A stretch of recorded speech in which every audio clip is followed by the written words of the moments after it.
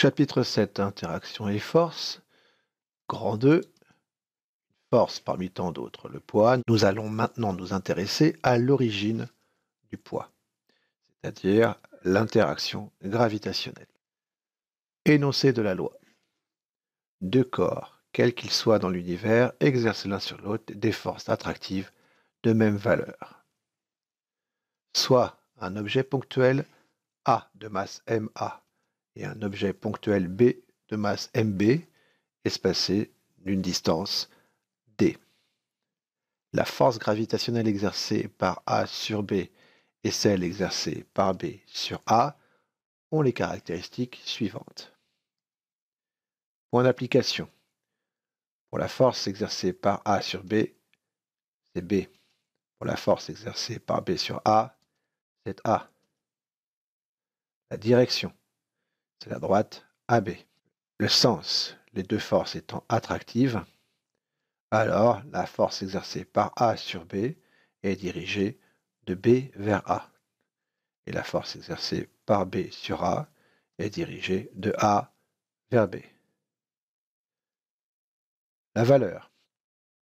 La force exercée par A sur B est égale à la force exercée par B sur A, comme stipulé dans l'énoncé de la loi, est égale à G fois MA fois MB divisé par la distance au carré, avec la force en newton, les masses en kilogrammes, la distance en mètres, et G s'appelle la constante de gravitation universelle et vaut 6,67 fois 10 puissance moins 11 newton mètre carré par kilogramme au carré. Représente F de B sur A et F de A sur B. Cas de l'attraction terrestre. Dans le cas de la gravitation terrestre, la Terre de rayon RT, de masse MT et de centre T, exerce sur un corps B de masse MB et situé à l'altitude Z de la surface de la Terre une force Ft sur B dont les caractéristiques sont les suivantes. Point d'application B. Direction la droite TB. Sens de B vers T. Valeur, on prend l'expression précédente et on remplace D par RT plus Z.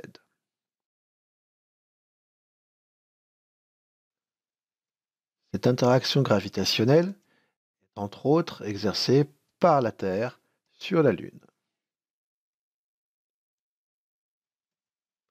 Cette dernière, animée d'un mouvement circulaire uniforme, est constamment soumise à cette force attractive, et si cette dernière venait à disparaître, alors la Lune s'éloignerait définitivement de la Terre.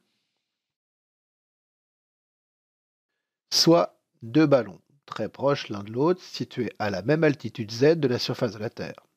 Ces deux ballons sont soumis chacun à une force gravitationnelle exercée par la Terre.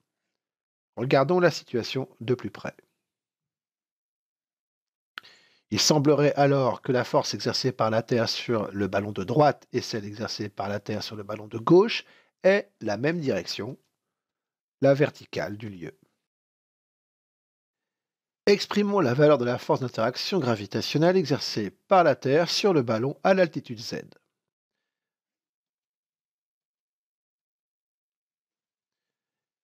Z est en règle générale toujours très inférieur au rayon de la Terre. On va donc négliger Z par rapport à RT dans l'expression de la force.